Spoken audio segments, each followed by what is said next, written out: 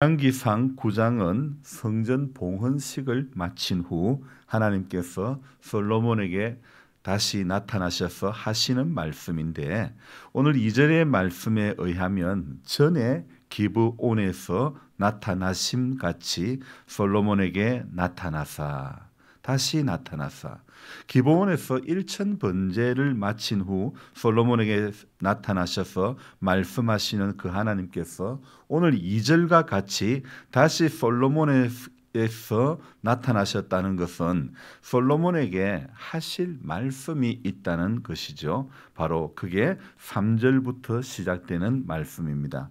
내 기도와 내가 내 앞에서 간구한 바를 내가 들었은즉 나는 내가 건축한 이 성전을 거룩하게 구별하여 내 이름을 영원히 그곳에 두며 내 눈길과 내 마음이 항상 거기에 있으리니. 3절 말씀이죠. 자, 어저께 제가 이 말씀 드렸죠. 야긴과 보아스 두 기둥을 성전에 세웠다. 이 두 기둥을 세우며 성전 기구들을 이렇게 장식하고 그렇게 해서 봉헌을 했는데, 하지만 하나님께서는 성전 봉헌식을 마친 솔로몬에게 어떤 축복을 하는 것이 아니라 두 가지 안을 제시를 하는 겁니다. 그 두 가지 안이 무엇이냐?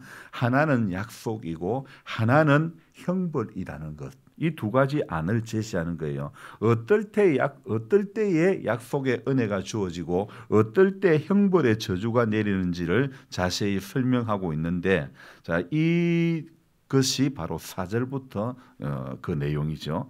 4절 읽어보겠습니다. 내가 만일 내 아버지 다윗이 행함같이 마음을 온전히 하고 바르게 하여 내 앞에서 행하며 내가 내게 명령한 대로 온갖 일에 순종하여 내 법도와 율례를 지키면, 사절은 어떻게 하면 조건을 말하는 것이죠. 만약 어떻게 한다면, 율례와 법도를 지키면 다윗의 왕조가 계속된다는 것. 그런데 그 약속으로 주어지는 것, 그렇게 명령과 법도를 지킬 때에 약속으로 주어지는 것이 무엇입니까? 바로 5절 말씀이죠. 그 하나님의 명령과 법도를 지킬 때에 5절 말씀처럼 내가 내 아버지 다윗에게 말하기를 이스라엘의 왕위에 오를 사람이 네게서 끊어지지 아니하리라 한대로 내 이스라엘의 왕위를 영원히 견고하게 하려니와. 그리고 6절부터는 어떻게 해요? 이전에 형벌에 대해서 명령과 법도를 이렇게 율례와 법도를 지키지 아니하면, 6절에 그래서 어떻게 합니까? 만일 너희나 너희의 자손이 아주 돌아서서 나를 따르지 아니하며 내가 너희 앞에 둔 나의 계명과 법도를 지키지 아니하고 가서 다른 신을 섬겨 그것을 경배하면, 그러니까 6절도 이렇게 한다면 만약 이렇게 한다면 어떻게 된다고요? 7절처럼, 7절이 어떻게 해요?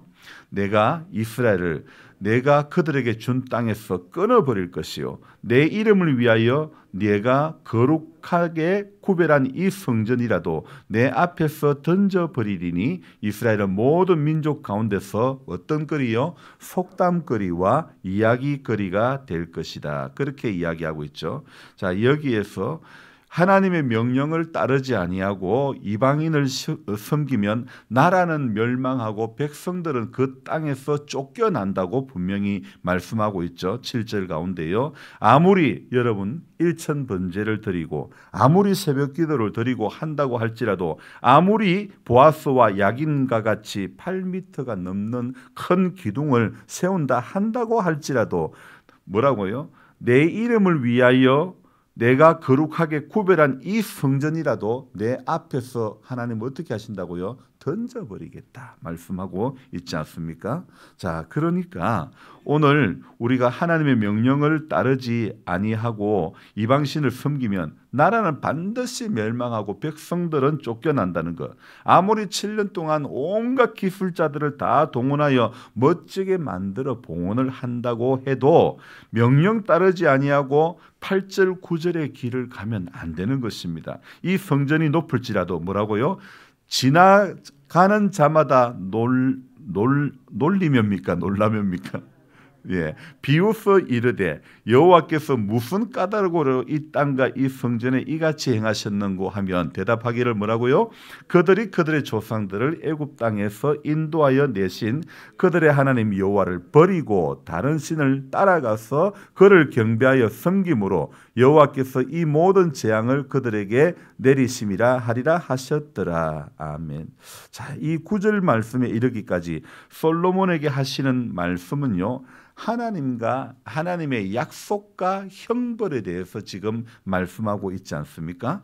하지만 이 9장에서 이런 약속과 형벌을 말씀하여 주셔도 10장에 가면요, 안타깝게 10장 말미에 가면 솔로몬이는 타락하기 시작하는 겁니다. 그래서 10장 말미에 10장 26절에 가면요, 솔로몬이가 어떤 일을 하냐면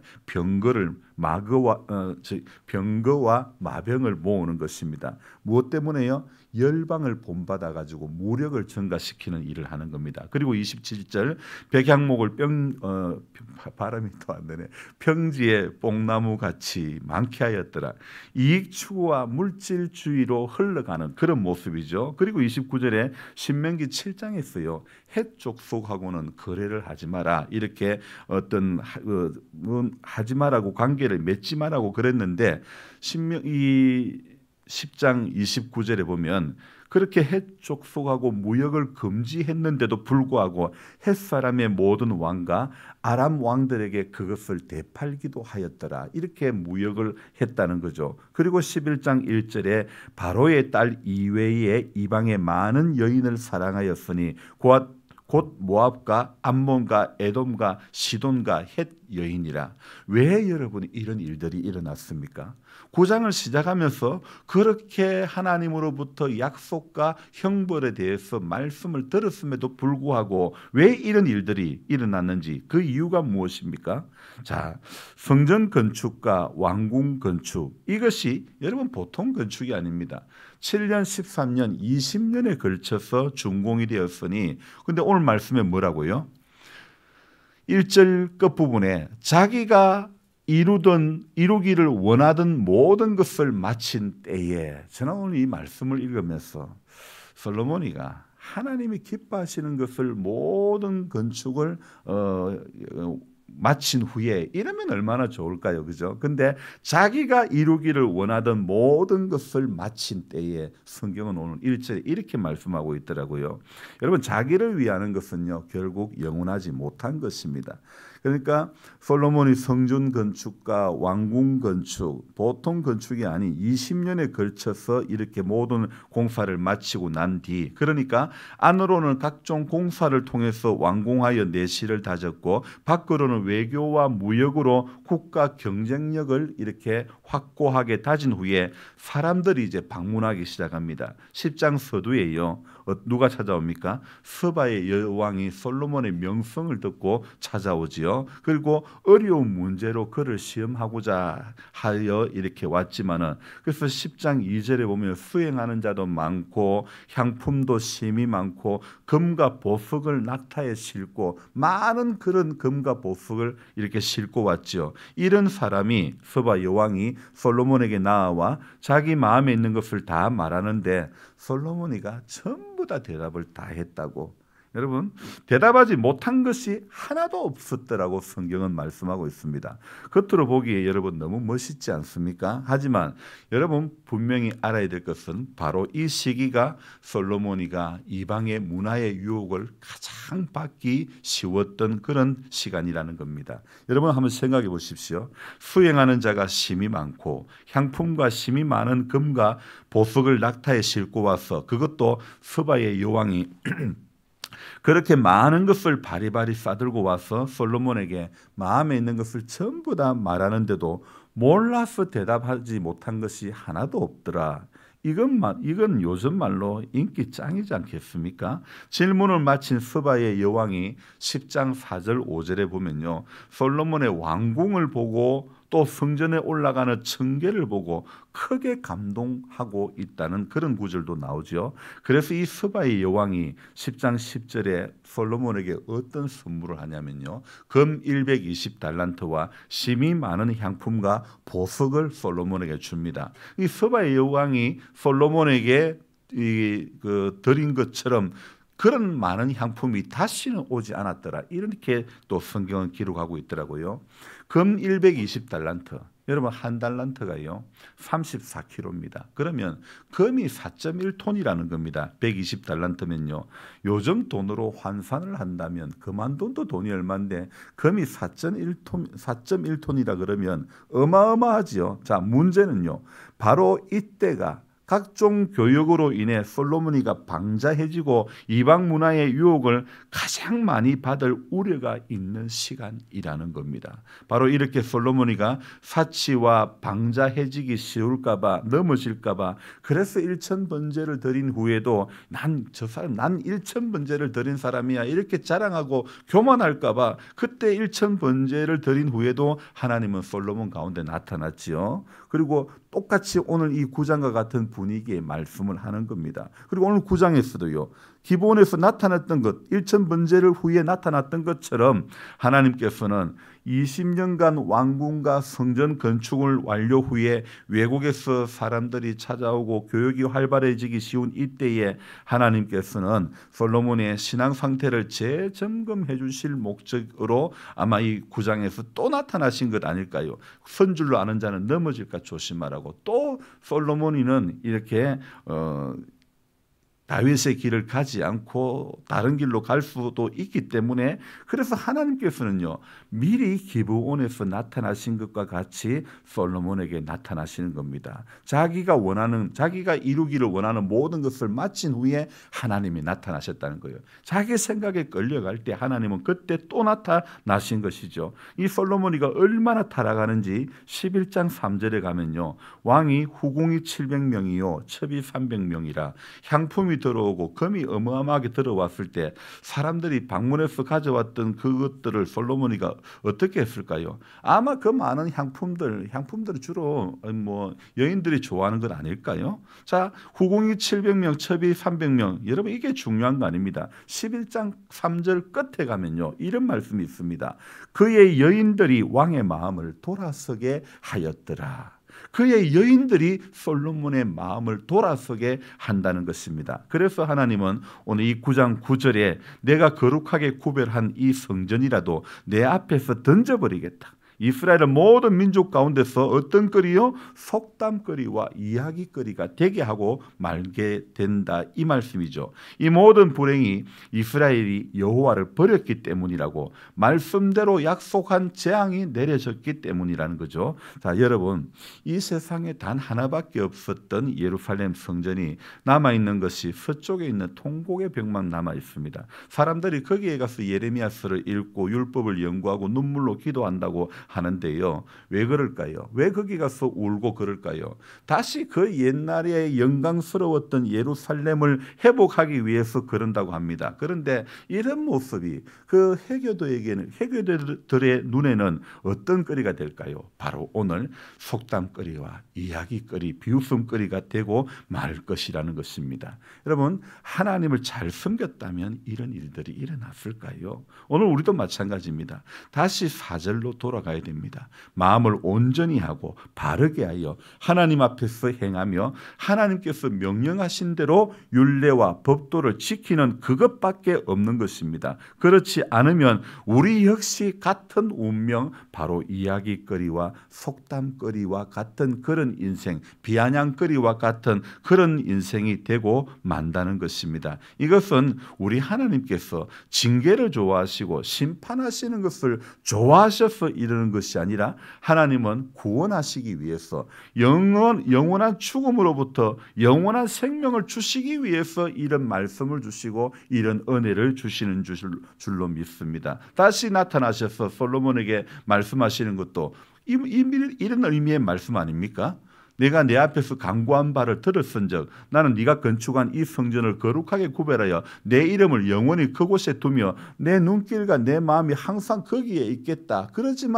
그러나 명령과 법도를 지키지 아니하면 가서 다른 신을 섬겨 그것에 경배하면 어떻게 한다고요? 하나님께서 내가 거룩하게 구별한 이 성전이라도 어떻게 한다고요? 내 앞에서 던져버리고 말겠다 이야기하고 있지 않습니까?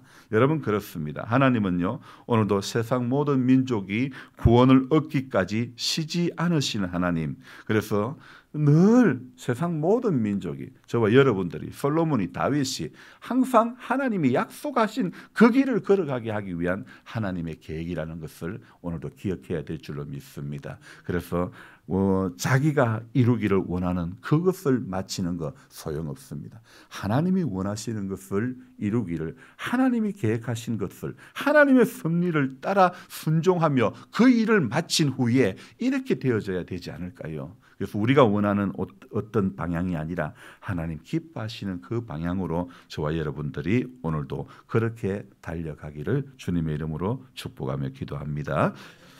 우리 같이 한번 기도합니다. 좋으신 하나님 아버지, 우리 하나님께서 이날도 우리의 새벽을 깨워주시고 은혜를 내려주시니 감사합니다. 하나님, 솔로몬에게 다시 나타나셔서 말씀하셨습니다. 혹시라도 다윗의 길을 걸어가지 않고 명령과 법도의 그 길을 지키지 않고 가서 다른 신을 섬기며 경배하게 될까봐, 그래서 하나님께서 미리 말씀하셨는데도 불구하고 9장 서두에 이 말씀이 10장 말미에 가면 솔로몬은 병거와 마병을 모으고 해쪽 속과 거래를 하고 수많은 여인들을 곁에 두고 이렇게 타락의 길을 걸어가고 말았던 솔로몬의 모습, 하나님 오늘 이런 모습이 우리 뿐더러 하나님 사절의 말씀처럼 마음을 온전히 하고 하나님 앞에서 행하며 명령한 대로 온갖 일에 순종하며 법도와 율례를 지키지 아니하면 우리 역시 하나님 이 이스라엘이 걸어갔던 하나님 이 길을 같은 운명의 길이 되고 만다는 것입니다. 그래서 하나님 오늘도 성도가 걸어가야 할 것, 성도가 바라보고 나아가야 할 길은 하나님이 계획하신 대로 그 모든 것을 오늘도 그 모든 일들 앞에 명령과 법도와 율례를 지키며 한 걸음 한 걸음 달려가는 모두가 되게 해 주시옵소서. 주님 오늘도 생명을 주시려고 우리에게 이 날을 허락해 주신 줄로 믿습니다. 예수 안에 영원한 생명을 바라보고 이 땅에서 주어진 잠깐의 어려움을 현재 당하는 고난과 장차 받을 영광은 좋게 비교가 될 수 없음을 우리가 오늘도 알기에 잠시의 어려움과 잠시의 고통과 잠시의 아픔을 이겨나갈 수 있는 믿음이 우리 가운데 모두가 있게 해 주시옵소서. 감사를 드리며 예수님의 존귀하신 이름 받들어 기도드리옵나이다. 아멘. 간절한 마음으로 주여 부르고 기도합니다. 주여 주여 주여. 아버지 하나님 고맙고 감사합니다. 하나님께서 허락해 주신 이 날도 하나님 은혜를 생각하며 사모하며 하나님 앞에